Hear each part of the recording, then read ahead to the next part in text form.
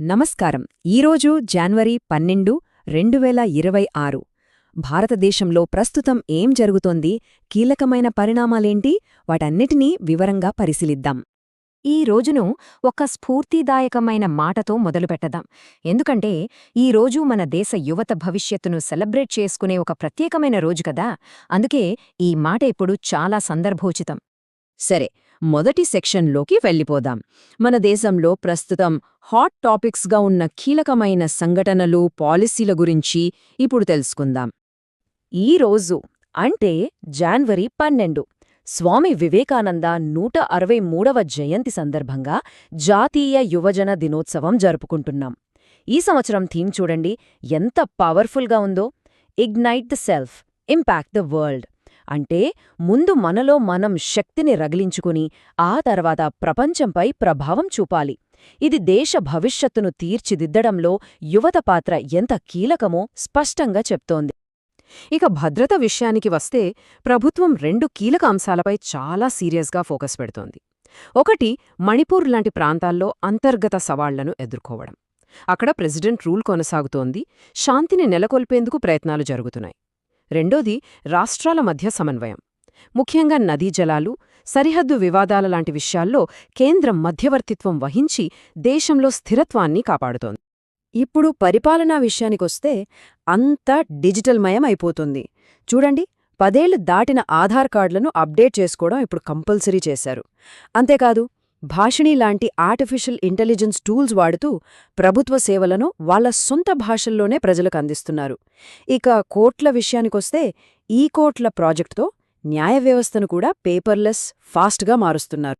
సమాజాన్ని బలోపేతం చేయడానికి ప్రభుత్వం ఒక మల్టీఫేజ్డ్ అప్రోచ్తో వెళ్తోంది. ఒకవైపు సేఫ్ సిటీ ప్రాజెక్టులతో మహిళల భద్రతకు ప్రాధాన్యత ఇస్తున్నారు. ఆయుష్మాన్ భారత్తో అందరికీ ఆరోగ్యాన్ని అందుబాటులోకి తెస్తున్నారు. మరోవైపు జాతీయ విద్యా విధానంతో ఎడ్యుకేషన్ సిస్టమ్ను మారుస్తున్నారు. అలాగే PMKVY 4.0 ద్వారా AI, రోబోటిక్స్ లాంటి ఫ్యూచర్ స్కిల్స్లో యువతకు ట్రైనింగ్ ఇస్తూ భవిష్యత్తుకు సిద్ధం చేస్తున్నారు. పర్యావరణం విషయంలో కూడా ఇండియా చాలా స్ట్రాంగ్ కమిట్మెంట్తో ఉంది. సింగిల్ యూజ్ ప్లాస్టిక్పై నిషేధాన్ని ఇంకా కఠినతరం చేశారు. 2070 నాటికి నెట్ జీరో ఉద్గారాల లక్ష్యం వైపు అడుగులు వేస్తోంది. మరి ఈ లక్ష్యాలు మన దేశాన్ని మాత్రమే కాదు, గ్లోబల్ స్టేజ్లో మన పాత్రను ఎలా ప్రభావితం చేస్తాయో ఇప్పుడు చూద్దాం. సరే, ఇప్పుడు మన ఫోకస్ని కొంచెం పెద్దది చేద్దాం. ఈ కాంప్లెక్స్ గ్లోబల్ స్టేజ్లో మన దేశం ఎలా నిలబడుతుందో చూద్దాం. ప్రస్తుతం అంతర్జాతీయంగా చాలా సవాళ్లు నడుస్తున్నాయి. ఇవన్నీ మన దేశంపై కూడా ప్రభావం చూపిస్తాయి. ఉదాహరణకు మిడిల్ ఈస్ట్, ఉక్రెయిన్ సంక్షోభాలు మన ఇంధన భద్రతకు పెద్ద రిస్క్. అలాగే గ్లోబల్ ఇన్ఫ్లేషన్ మన ఎగుమతులపై ఎఫెక్ట్ చూపిస్తోంది. వెనెజులా లాంటి దేశాల్లో పొలిటికల్ ఇన్స్టెబిలిటీ వల్ల కొత్త ఛాలెంజెస్ వస్తున్నాయి. ఇక్కడ మనం ఒక ఇంట్రెస్టింగ్ డివైడ్ చూడొచ్చు. డెవలప్డ్ దేశాలైన గ్లోబల్ నార్త్ ఏమో జియోపొలిటికల్ స్టెబిలిటీ మీద ఎక్కువ ఫోకస్ పెడుతున్నాయి. కానీ ఇండియా లాంటి డెవలపింగ్ దేశాలైన గ్లోబల్ సౌత్ ఏమంటున్నాయంటే, మాకు ముందు కావాల్సింది ఆర్థికాభివృద్ధి, అప్పుల నుంచి ఉపశమనం, వాతావరణ మార్పులను ఎదుర్కోవడానికి నిధులు అని అడుగుతున్నాయి. ఈ తేడానే ఇప్పుడు ఇంటర్నేషనల్ డిస్కషన్స్ని డ్రైవ్ చేస్తోంది. ఈ గ్లోబల్ సిచ్యువేషన్కి తగ్గట్టుగా ఇండియా తన స్ట్రాటజిక్ పార్ట్నర్షిప్స్ను మరింత బలోపేతం చేసుకుంటోంది. టెక్నాలజీలో స్వావలంబన సాధించడానికి అమెరికాతో సెమీకండక్టర్లు, డిఫెన్స్ రంగాల్లో కలిసి పనిచేస్తోంది. అదే సమయంలో మన ట్రేడ్ పెంచుకోవటానికి యూరప్తో ఫ్రీ ట్రేడ్ అగ్రీమెంట్ చర్చలను ఫైనల్ స్టేజ్కి తీసుకొచ్చింది. సో ఇక్కడ మనం అర్థం చేసుకోవాల్సిన కీలక విషయమేంటంటే, ఒకవైపు ఇండియా తన సొంత ప్రయోజనాల్ని కాపాడుకుంటూనే మరోవైపు గ్లోబల్ సౌత్ దేశాలకు ఒక లీడర్గా ఎదుగుతోంది. UN సెక్యూరిటీ కౌన్సిల్ లాంటి ఇన్స్టిట్యూషన్స్లో మార్పులు రావాలని గట్టిగా వాదిస్తోంది. రైట్, ఇప్పుడు ఆర్థిక రంగం గురించి మాట్లాడుకుందాం. మన దేశ ఆర్థిక పరిస్థితి ఎలా ఉందో చెప్పే నెంబర్స్ ఏంటో చూద్దాం. 2026 స్టార్టింగ్లో మార్కెట్లు చాలా స్టేబుల్గా కనిపిస్తున్నాయి. ముఖ్యంగా టెక్, ఎనర్జీ సెక్టార్లు బాగా పర్ఫామ్ చేస్తున్నాయి. దీంతో ఫారెన్ ఇన్వెస్టర్స్ మళ్లీ ఇండియన్ మార్కెట్స్ వైపు వస్తున్నారు. వీటన్నిటితో పాటు రూపాయి విలువ పడిపోకుండా RBI తీసుకుంటున్న చర్యలు కూడా ఆర్థిక వ్యవస్థపై కాన్ఫిడెన్స్ పెంచుతున్నాయి. ఈ నంబర్ చూడండి, ఇది నిజంగా అద్భుతం. మన గ్రామీణ ప్రాంతాల్లో UPI వాడకం ఏకంగా 80% పెరిగింది.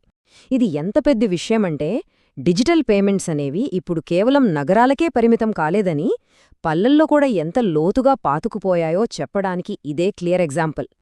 ఇక గ్రోత్ ఫోర్కాస్ట్ విషయానికొస్తే అంచనాలు చాలా ఆశాజనకంగా ఉన్నాయి. ఈ ఫైనాన్షియల్ ఇయర్లో మన ఎకానమీ 6.6 నుంచి 7.4% వరకు గ్రో అవ్వచ్చని ఎక్స్పెక్ట్ చేస్తున్నారు.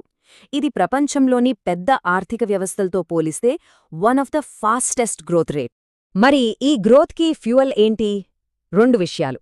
1, మన దేశం ప్రపంచంలోనే 3వ అతిపెద్ద స్టార్టప్ హబ్గా దూసుకుపోతోంది.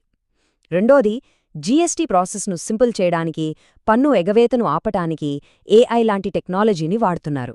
ఇవన్నీ ఎకానమీని బూస్ట్ చేస్తున్నాయి. ఓకే, ఫైనల్ సెక్షన్కొచ్చేసాం. భవిష్యత్తు గురించి మాట్లాడుకుందాం. సైన్స్ అండ్ టెక్నాలజీ మన దేశ ప్రగతిని ఎలా నెక్స్ట్ లెవెల్కి తీసుకెళ్తున్నాయో చూద్దాం. స్పేస్ సెక్టర్లో ఇస్రో ఈ రోజే ఒక గ్రాండ్ సక్సెస్ సాధించింది. పిఎస్ఎల్వి C-62 రాకెట్ ద్వారా EOS-N1 అంటే అన్వేష అనే శాటిలైట్ను సక్సెస్ఫుల్గా లాంచ్ చేసింది. దీంతోపాటు ఇండియా మొట్టమొదటి హ్యూమన్ స్పేస్ ఫ్లైట్ మిషన్ అయిన గగన్యాన్ కోసం కూడా పనులు చాలా వేగంగా జరుగుతున్నాయి. స్పేస్ నుంచి భూమి మీదకు వస్తే ఇక్కడ కూడా టెక్నాలజీ దూసుకుపోతోంది. ఒకవైపు 5G దేశవ్యాప్తంగా అందుబాటులోకి వచ్చేసింది, 6G మీద రీసెర్చ్ కూడా స్టార్ట్ అయింది. మరోవైపు AI లాంటి టెక్నాలజీని ఎలా వాడాలి అనేదానిపై కొత్త రూల్స్ వస్తున్నాయి. అంతేకాదు పెరుగుతున్న సైబర్ థ్రెట్స్ నుంచి మనల్ని మనం కాపాడుకోవడానికి నేషనల్ సైబర్ సెక్యూరిటీ స్ట్రాటజీని కూడా మరింత పటిష్టం చేస్తున్నారు. ఇక గ్రీన్ టెక్నాలజీ వైపు మన ప్రయాణం కూడా వేగవంతమైంది. 500 గిగావాట్ల రెన్యూవబుల్ ఎనర్జీ టార్గెట్ని రీచ్ అవ్వడానికి సోలార్, విండ్ ఎనర్జీలో మనం చాలా ముందుకు వెళ్తున్నాం. దీనికి అదనంగా గ్రీన్ హైడ్రోజన్ మిషన్ లాంటి కొత్త ఇనిషియేటివ్స్ ఈ జర్నీని ఇంకా స్పీడప్ చేస్తున్నాయి. ఇంకా ఫ్యూచర్లోకి చూస్తే రాబోయే దశాబ్దాలను మార్చేసే టెక్నాలజీస్లో మన దేశం ఇన్వెస్ట్ చేస్తోంది. క్వాంటమ్ కంప్యూటింగ్, మెటావర్స్ లాంటి నెక్స్ట్ జనరేషన్ ఫీల్డ్స్లో ఒక కీ ప్లేయర్గా మారటానికి ఇండియా సిద్ధమవుతోంది. ఇవన్నీ చూశాక మన ముందు ఒక పెద్ద ప్రశ్న నిలుస్తోంది. టెక్నాలజీలో, గ్లోబల్ ఇన్ఫ్లుయెన్స్లో ఇంత వేగంగా ఎదుగుతున్న మన దేశం ఇప్పుడు తక్షణమే దృష్టి పెట్టాల్సిన అతి ముఖ్యమైన సవాలు ఏది? దీనిపై ఆలోచించండి. Subscribe my channel, Be Learning.